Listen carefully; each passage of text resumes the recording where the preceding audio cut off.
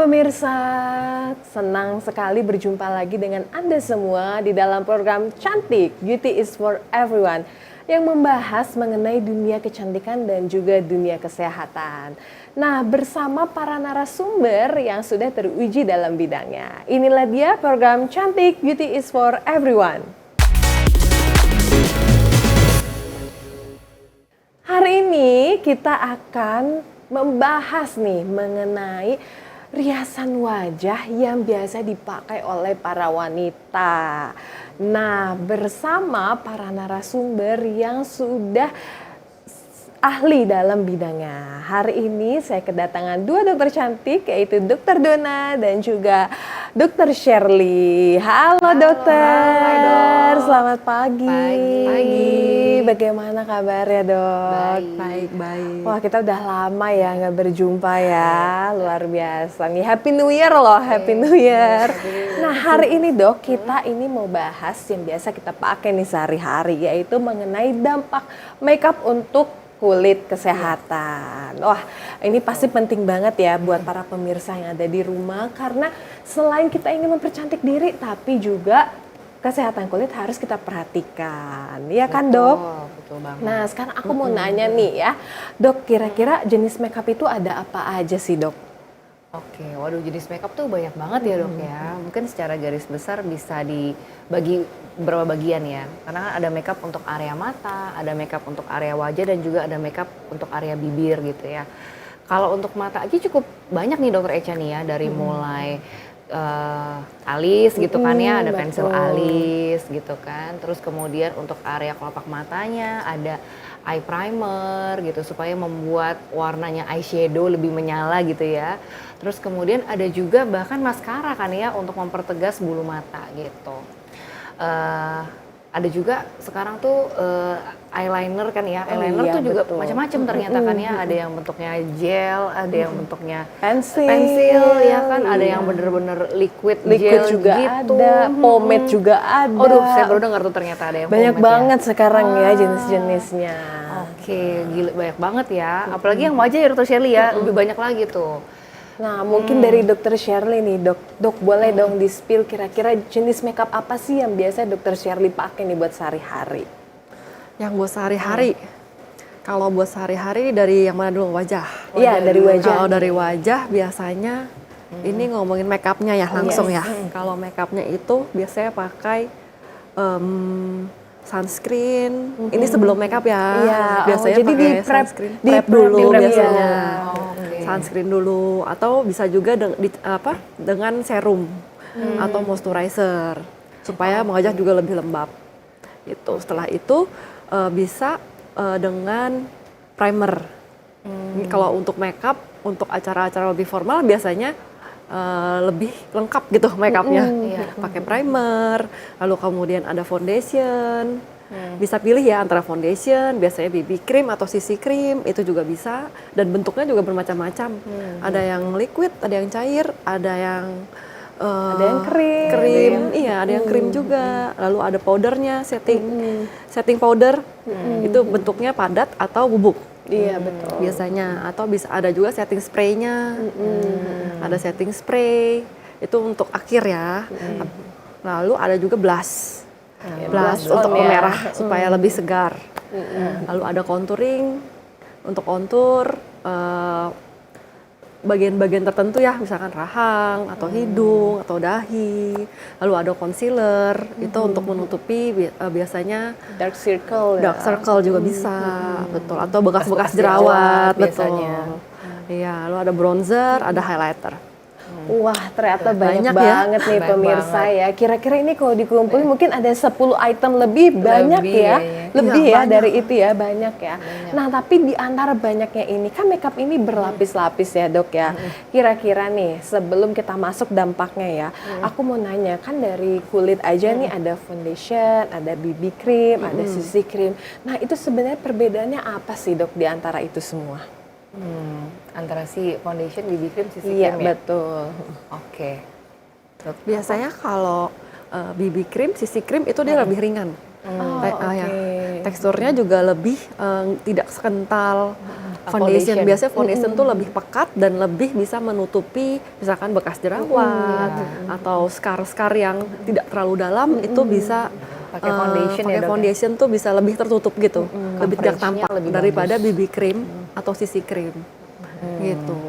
Jadi foundation tuh lebih berat ya sebenarnya ya. Iya betul. Jadi memang foundation itu biasanya untuk yang lebih coverage ya. Lebih coverage. Lebih Iya. coverage. Wah, ini dari untuk muka aja nih. Itu baru base-nya Baru ya, base-nya. baru Itu base-nya aja baru. udah banyak banget jenisnya gitu.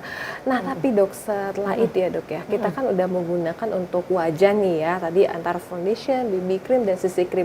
Nah, next step-nya biasanya habis itu kemana tuh Dok? Apakah pakai powder ya kan? Powder kan yang saya tahu juga ada compact powder, ada yang bentuknya tadi apa? Bubuk gitu. Nah, powder, apakah ada perbedaan di antara itu Dok? Tentunya berbeda sih ya antara compact powder dengan bedak tabur gitu. Sebenarnya bisa dibedakan atau pemakaiannya itu bisa tergantung dari jenis kulit sebenarnya. Oh, Iya. oke. Jadi ini penting banget ya. Iya, Ternyata betul. jenis kulit pun juga mempengaruhi dalam pemilihan kita menggunakan yes, make up. gitu. Betul. Pasti. Nah, Kak, aku mau nanya nih ke Dokter Dona ya. Kalau Dokter Dona biasanya kulitnya lebih tipenya seperti apa sih Dok? Dan biasanya dokter memilih make up itu yang jenisnya apa Dok? Oke, kalau aku tipe kulitnya tuh cenderung lebih ke kering ya. Kadang malah cenderung kering banget Dok. Jadi pastinya aku kalau pilih makeup itu dan kebetulan memang aku makeupnya lebih suka yang ringan. Jadi nggak terlalu banyak produk ya yang digunakan. Tapi aku lebih suka pilihnya yang dewy look ya. Oke. Yang dia ada efek hydrationnya. Kalau sekarang kan juga cukup terkenal tuh makeup itu nggak cuman hanya riasan aja, tapi sudah ada makeup skincare. Jadi ada kandungan bahan-bahan aktif skincare. Nah, aku pilih yang fungsinya ada hydrationnya juga, gitu, supaya memberikan efek lembab dan glowing gitu ya, gitu. Seperti itu sih Dok. Soalnya emang kering kulitnya. Oke, jadi untuk kulit pemirsa yang ada di Betul. rumah yang lebih kering itu bisa memilih make up yang looks-nya itu dewy ya, Iya. yang ibarat tuh basah gitu Iya, kan. betul. Jadi biar kulitnya ini dia nggak kering, nggak cracky Iya, ya, betul. kadang kan terkelupas-kelupas. Jadi Iya. memang pemilihan makeup ini penting sekali berdasarkan jenis kulit. Kulit. Nah, pemirsa yang ada di rumah jangan kemana-mana karena setelah ini kita akan melanjutkan bincang-bincang kita hari ini. Tetap di Cantik Beauty is for Everyone.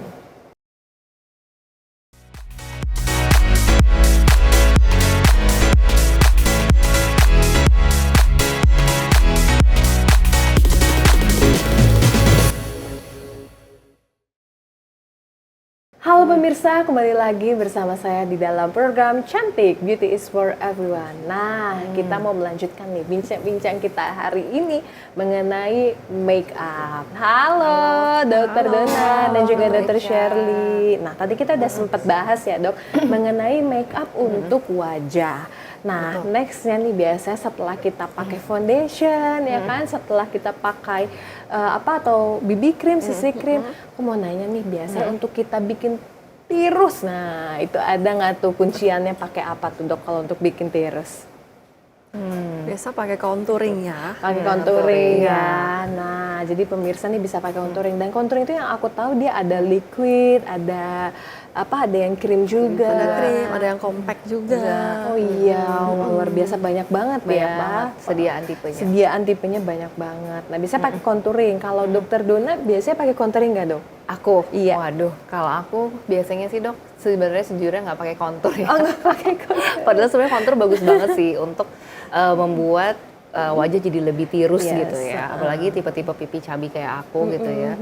Biasanya sih titik-titik konturnya itu di bagian ini ya Dok ya, rahang supaya garis rahang lebih tegas, sama di area pipi bagian samping sih supaya kelihatan lebih nggak cabi gitu ya. Di tulang pipi Di ya, tulang sama pipi biasa juga. satu lagi ini Dok, biar mancung. Oh iya, itu Nah, juga biar makin mancung nih. Instan, mancung instan ya pakainya contouring ya. Wah, nah Oke. setelah contouring, nah setelah itu biasa pakai apa tuh Dok? Kalau aku sebenarnya lebih suka pakai highlight Dok. Oh, highlight. Pakai highlighter. Sebenarnya kan memang fungsinya berbeda tuh. Cuman aku senang pakai highlighter karena kan jadi bikin wajah kelihatan makin glowing gitu kan ya. Biasanya taruh di tulang pipi atas sama biasanya di area batang hidung gitu ya supaya lebih kelihatan glowing gitu. Mungkin next time tipsnya boleh nih dari Dokter Echa buat pakai kontur sama highlight di campur gitu ya. Pasti akan lebih bagus. Nah, Gitu. setelah dari kontur dan highlight, nah biasanya kita bisa lihat nih pipi Dr. Shirley ini merah merona nih kira-kira ya hari ini ya kita lihat teman-teman. Nah, ini pakai apa dok? Apakah pakai krim? Apakah pakai yang powder? Pakai blush yang liquid. Oh, yang Oh, liquid. Wah. Aku lebih sukanya liquid. Kenapa dok lebih senang Kenapa yang suka liquid liquid? dibandingkan yang powder? Karena liquid itu lebih warnanya tuh lebih nyata ya, lebih kelihatan. Lebih kelihatan. Lebih kelihatan. Terus karena emang suka sama warna yang ini. Jadi ini warnanya ada rose goldnya. Iya. Liquid jadi bisa diratain sendiri. Ketebalannya juga bisa, Bisa kita kita adjust atur, ya, ya. kita atur. Oh, kalau liquid kayaknya akan lebih mudah untuk di blend dan lebih mudah Iya, ini ya dok lebih diratain gampang ya diratain dibandingin dan kayak lebih powdered ya? kelihatan juga warnanya. Betul, biasa sih saya pakainya tulang pipi, hidung ada pakai juga, lalu ada dagu juga dipakai. Pantesan mukanya fresh Mukanya banget fresh ya. ya. Memang kalau kita menggunakan blush on ini membuat merona ya wajah Merona, itu jadi kesannya lebih lebih segar. fresh ya, lebih Iya, segar. segar. Apalagi ditambah dengan penggunaan yang liquid ini menghasilkan glowingnya nih terlihat. Wah, luar biasa sekali ini tipsnya. Nah, terus nih dokter, aku mau nanya nih. Tadi kan kita udah masuk ke bagian wajah ya. Nextnya kita ke bagian mata. Ya, ada eyeshadow, ada eyeliner, ada bulu mata. Mungkin nih kalau dunia laki-laki mungkin bingung ya, Bingung. pusing ya, nggak tahu Pusing, cara banyak perbedaannya. banget. Nah, tapi sekarang mungkin dokter bisa membantu menjelaskan ke pemirsa di rumah, kira-kira ada apa aja sih makeup untuk khusus untuk mata?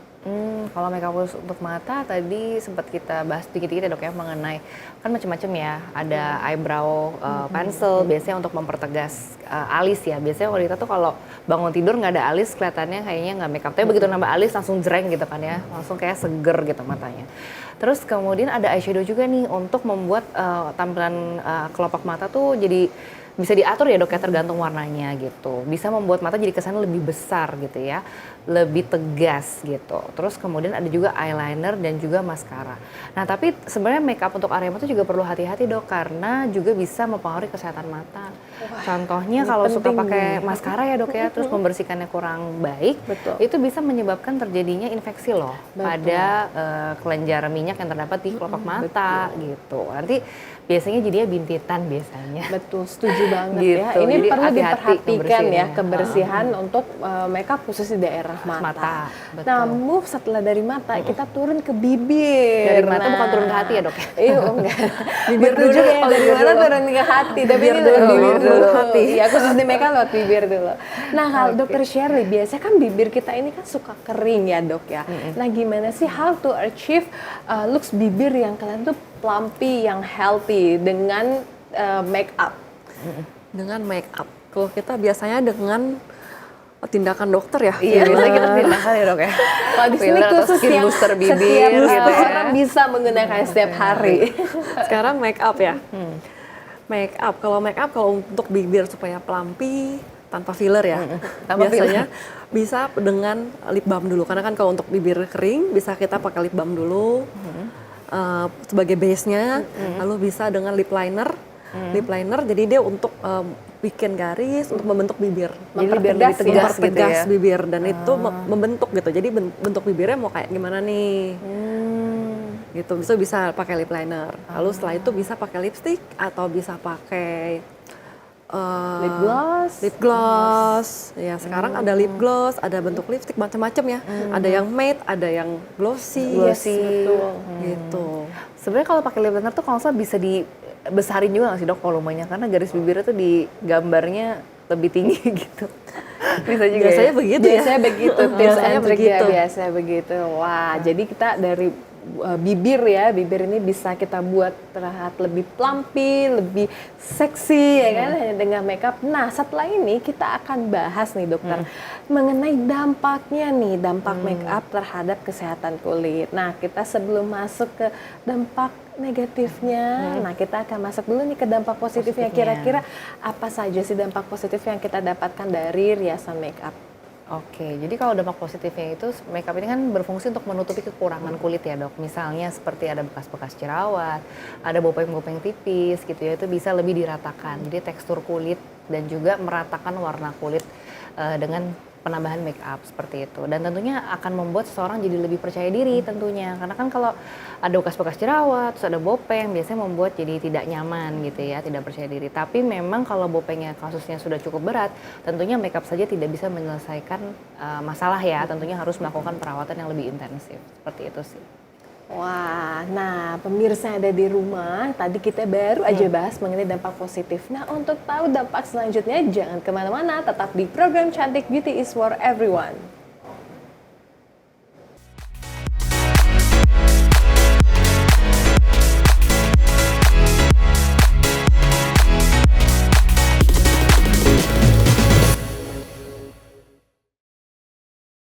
Halo pemirsa, kembali lagi bersama saya dalam program Cantik Beauty is for Everyone.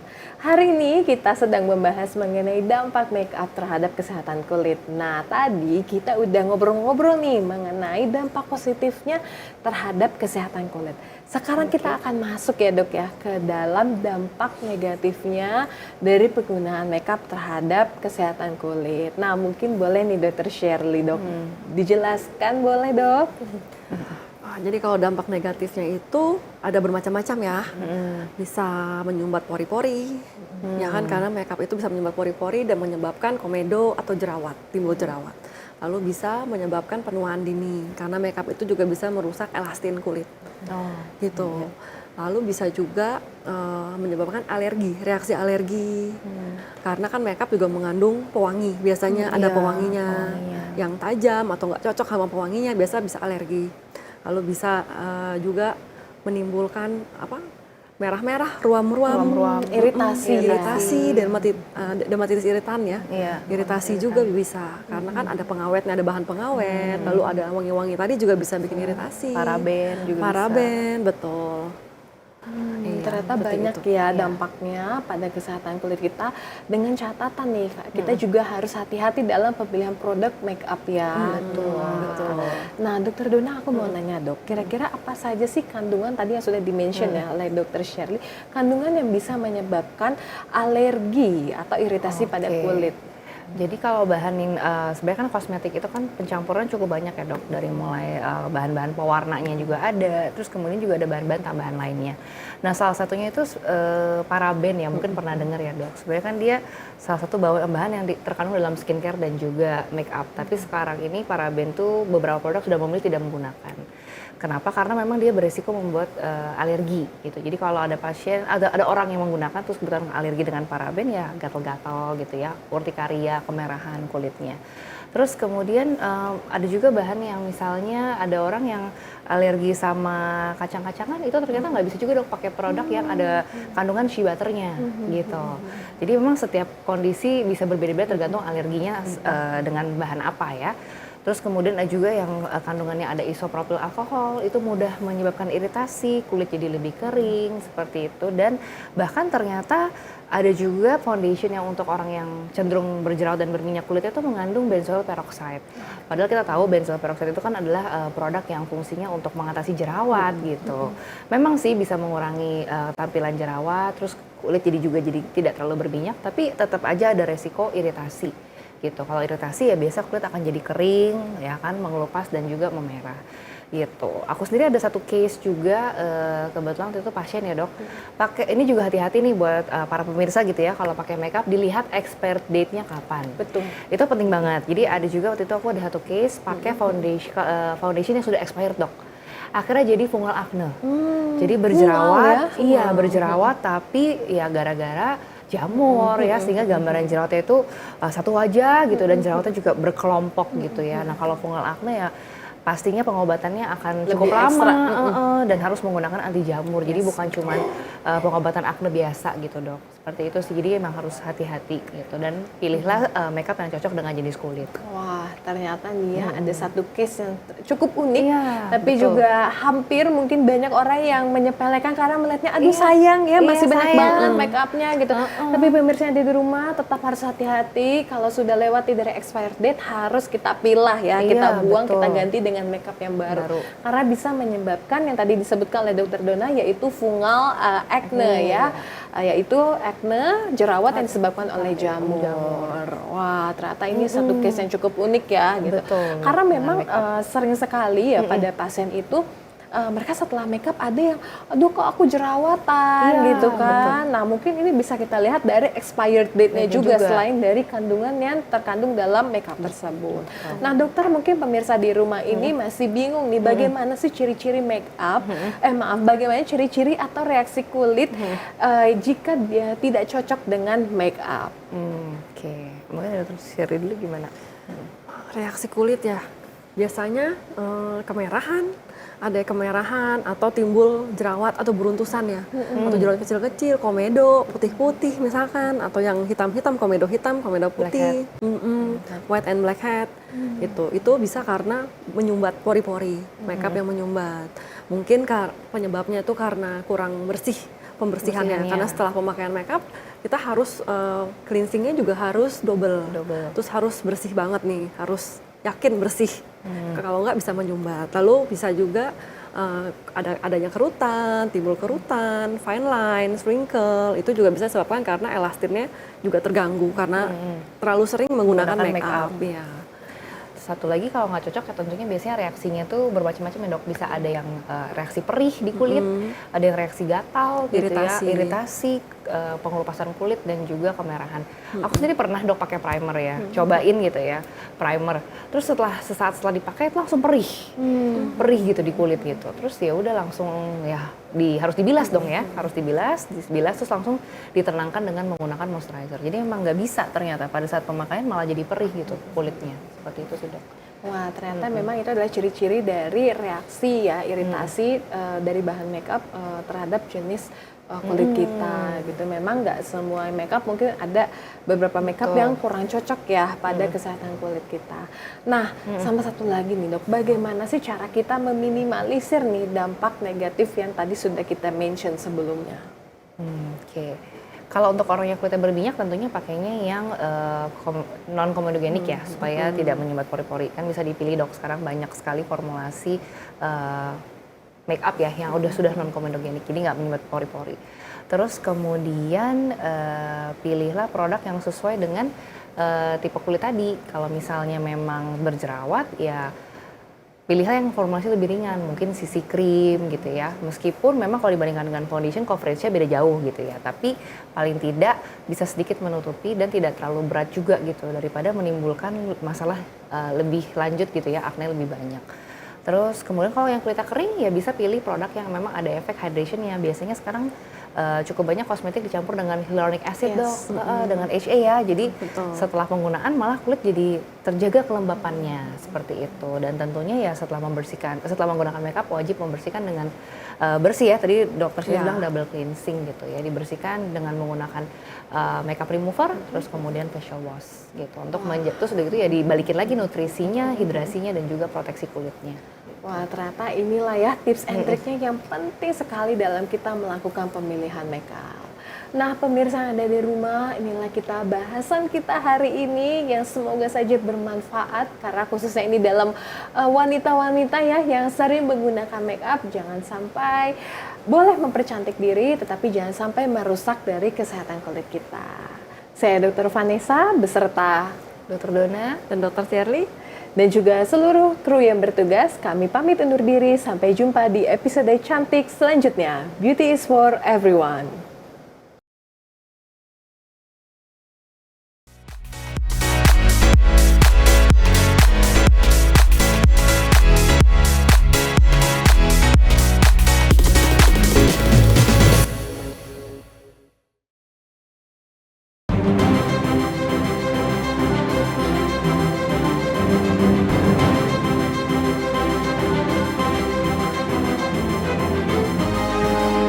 Simple TV, News, Sport, Entertainment.